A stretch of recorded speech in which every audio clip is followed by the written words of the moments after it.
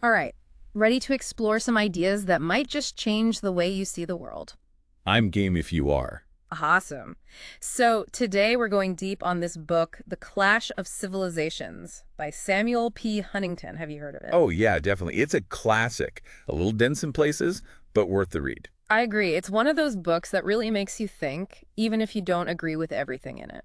For sure. And it's surprisingly relevant to what we're seeing happening in the world today, even though it was written back in the 90s. Okay, so for those who haven't read it, what's the main idea? Give us the Huntington in a nutshell version. Okay, so basically, Huntington argues that future conflicts won't be mainly about ideology like they were during the Cold War. So not communism versus democracy. Right. He says it's going to be about something much deeper cultural and civilizational differences. He argues that the world is divided into these distinct civilizations like Western, Islamic, Cynic, Hindu, and others. And these civilizations have different values, histories, and ways of seeing the world. That's interesting. So instead of countries battling it out, he's saying it's more like entire civilizations bumping heads. Exactly. And he says that globalization, while it's connecting us economically, is also making us more aware of those differences, Mm, which can lead to both cooperation and conflict. okay, that makes sense. But how does he actually define civilizations in the first place? Is it all about religion, or is there more to it? Well, he takes into account lots of things. Religion's a big one, of course, but also language, history, traditions, even things like how different societies view the individual versus the group, all these cultural factors. But here's where it gets even more interesting. He talks about these fault lines between civilizations, places where cultures kind of overlap, and historically where conflict often pops up. Fault lines. I like that image. It's like those cracks in the pavement where the weeds start to grow through. You might not notice them at first, but they're there and they can cause problems. Perfect analogy. Mhm. And think about it, in today's world, where everything's so interconnected, those fault lines can have real consequences. Right. Like, it's one thing if you're just reading about these clashes in a history book, but what if you're actually working on a project that involves, say, sourcing materials from a supplier in a region that's known for cultural or religious conflicts? Exactly. Understanding those dynamics could be crucial for your negotiations, your risk assessment, the whole nine yards. It's not just about knowing the price of the raw materials anymore. It's about understanding the cultural landscape you're dealing with. So you're saying this awareness could actually help someone get a better deal or avoid risks, maybe even make a project run more smoothly? Absolutely. Yeah. And on a more personal level, understanding how culture influences communication styles, decision-making, even just basic business etiquette can be a huge advantage in any field. It's like having a secret decoder ring. Hmm. I'm starting to see how this could be useful, but I'm also thinking about some folks who might push back on this whole clash of civilizations idea. They might say it's too simplistic, that it paints entire groups of people with a broad brush and ignores all the nuances within those groups, right? Oh, definitely. And they'd have a point. You can't just lump everyone from a particular culture or civilization into one big category. There's so much diversity within each group. Mhm. And of course, things like economics and politics play huge roles in global relations, too. So it sounds like we shouldn't take Huntington's ideas as gospel. It's more about understanding the general concept and then applying it with a healthy dose of critical thinking and a recognition of all those complexities. Exactly. It's a framework, a way of looking at the world. Hmm. But it's not the whole picture. You got to use your own judgment and look at each situation individually. Makes sense. Um, So we've got this big idea, civilizations clashing, but how does this actually play out in the real world? Like in fields like procurement, supply chain management, or even marketing? I mean, what does this look like in practice? Well, let's take procurement as an example. Imagine you're a company and you're trying to negotiate a major contract with a supplier in a culture that places a high value on personal relationships and long-term commitments. Okay, so I'm picturing a situation where you're not just dealing with a faceless corporation. You're dealing with individuals who have their own cultural background and values. Exactly. And in that kind of situation, going in with a hard-nosed, let's just get this deal done attitude might not get you very far. So you're saying that cultural awareness could actually impact the way you structure a contract. Oh, absolutely. You might need to focus on building trust first, maybe incorporate elements of a long-term partnership into the contract itself. It's about showing that you understand and respect their cultural values. I see. So it's like instead of just focusing on the legal terms, you're almost tailoring the contract to the cultural context. That's really interesting. But what about other fields? How would this apply to, let's say, supply chain management? Well, think about it. Managing a global supply chain means you're dealing with suppliers, transportation networks, and customers all over the world. You've got to be aware of all sorts of cultural differences that could impact everything from communication to logistics.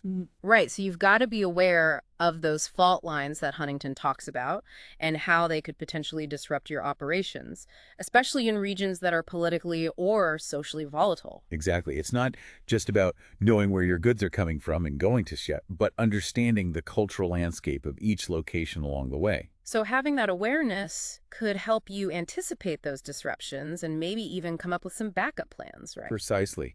And even in marketing, understanding cultural nuances can make or break a campaign. A message that resonates in one culture might totally bomb in another. Right. You can't just take an ad campaign that worked in one country, translate it directly, and expect it to have the same impact somewhere else. Exactly. You have to take into account the cultural context, the values, the humor, all those subtle things that make a message connect with an audience. So it's not just about speaking the language, it's about understanding the culture behind the language. You got it. It's about going beyond those surface level stereotypes and really getting to the heart of what makes people tick. This is fascinating stuff. I'm starting to see how cultural awareness is almost like a superpower for anyone working in a globalized world. It's not just about being polite, it's about understanding the values and motivations that drive people's behavior. You nailed it. That's why Huntington's work is so relevant. It's a reminder that in our interconnected world, cultural awareness isn't just a nice to have anymore. It's a must have. Okay, so we've covered a lot of ground here. From the basics of Huntington's clash of civilizations idea to some examples of how this plays out in different fields. But let's get even more specific. What are some practical steps people can take to develop this cultural awareness superpower? Well, that's the question, isn't it? It's one thing to talk about it, but how do you actually get better at this whole cultural awareness thing? Right. It's kind of overwhelming if you think about it. Like, where do you even start? Do I need to memorize like every country's customs and all their little etiquette rules? Huh. I mean, that'd be impressive, but not really necessary. It's more about developing a cultural intelligence mindset, more than just memorizing facts.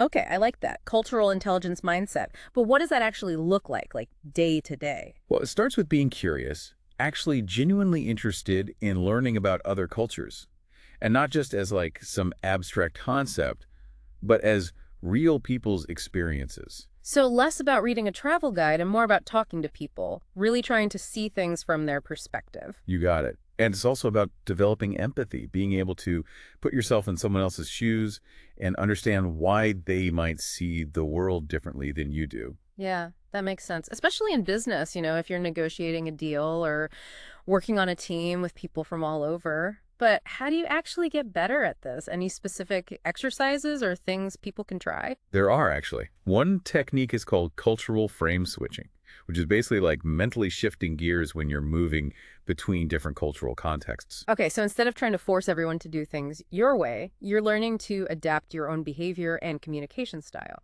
Exactly. It's about being flexible. Like, let's say you're working on a project with a team in Japan, for example.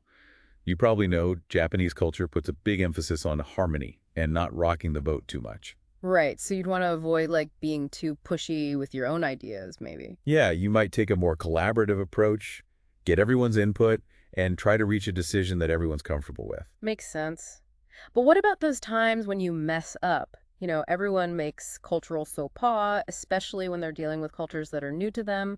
How do you recover from that? Great question. The key is to be humble. Be self-aware. If you realize you've said or done something that wasn't quite right, just apologize sincerely and try to learn from it. So it's not about being perfect, but about being open to feedback and willing to change your approach. Exactly. Cultural intelligence is a journey, not a destination. Love that. Okay, so we've talked about the mindset and techniques, but let's go back to those fields we mentioned earlier: procurement, supply chains, and marketing. What are some concrete tips for applying cultural intelligence in those areas? All right, let's start with procurement.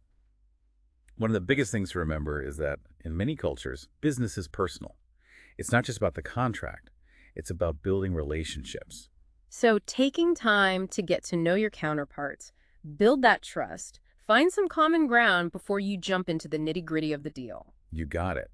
That might mean having a meal together, going to social events, even just chatting a bit before getting down to business. So it's like you're investing in the relationship, and that can really pay off later on. Exactly.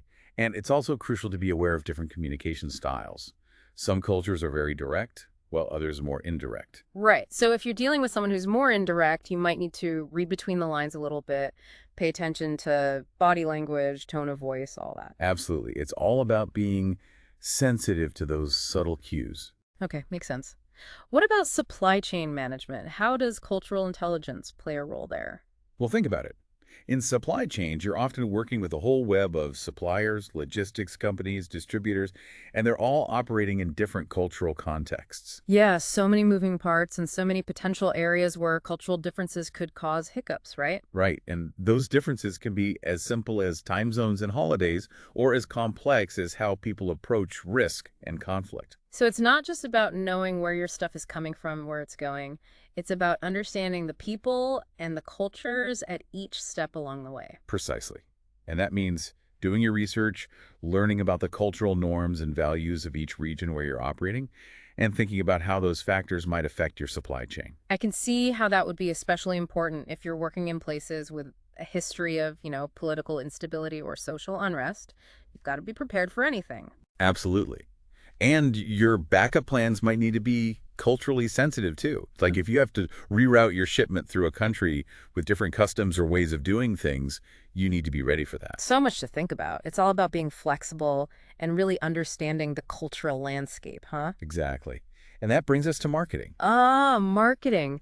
Now, this is where things get really interesting because you're not just dealing with logistics, you're trying to connect with people on an emotional level, and culture plays a huge role in that. Totally. A marketing message that's a hit in one culture could be a total flop in another. Yeah, like you can't just translate your ad campaign word for word and expect it to have the same impact everywhere. Nope. You have to consider the cultural context, what people value, their sense of humor, what they find relatable. So it's not just about speaking the language, it's about understanding the culture behind the language. Right. It's about going deeper than those stereotypes and figuring out what really motivates people. Like, if you're marketing a product in a culture that's more about the group than the individual, you wouldn't want to just focus on individual benefits. You might highlight how the product benefits the whole community. Perfect example. Or if you're marketing to a culture that's really traditional, you might emphasize how your product fits into their values and history. This is so cool. Cultural intelligence is like a secret weapon for marketers, right? You could say that. It helps you build trust and create messages that really hit home. And it all goes back to that cultural intelligence mindset, being curious, empathetic, and ready to adapt. This has been so eye-opening. I'm already thinking about how I can use these ideas in my own work. But before we wrap up, I'm curious, what are some of the biggest challenges people face when they're trying to, become more culturally intelligent? And what advice would you give them? Yeah, it's true. It is a challenge. Sometimes it feels like everyone's expected to be like a coding whiz or a data guru these days. Totally. But you know what? This conversation has really got me thinking that maybe cultural intelligence is just as important as those hard skills, maybe even more so in some cases. Yeah, absolutely. In today's world, I mean, we're all so interconnected. If you can't understand and work with people from different cultures, you're going to hit a wall. So true. Okay, but let's be honest. It can be a little intimidating to try to become more culturally aware. Where do you even start? And how do you get past all the fears and stuff that can come up? Well, I think one of the biggest hurdles is our own biases. Yeah. We all have these preconceived notions about different cultures, even if we don't realize it. Yeah, it's like you think you know something about a culture just because you've seen a movie or read a book. Exactly. Yeah. And then you go and interact with someone from that culture, Yeah. and you realize how much you didn't know. It's so true. I've totally been there. So how do you get past those biases? It takes conscious effort. You have to be willing to question your assumptions and really listen to people's experiences. Right, not just assume you know what they're thinking or feeling. Exactly. Another big challenge is the fear of messing up. Like, what if I say the wrong thing or accidentally offend someone? It's totally normal to feel that way. Oh, I feel that all the time, especially when I'm traveling. It's like I don't want to be that clueless tourist who does something totally inappropriate. I get it. But honestly, most people are pretty understanding, especially if they can see that you're genuinely trying to be respectful. And the more you expose yourself to different cultures, the more comfortable you'll become. So it's like anything else, the more you practice, the better you get. Exactly.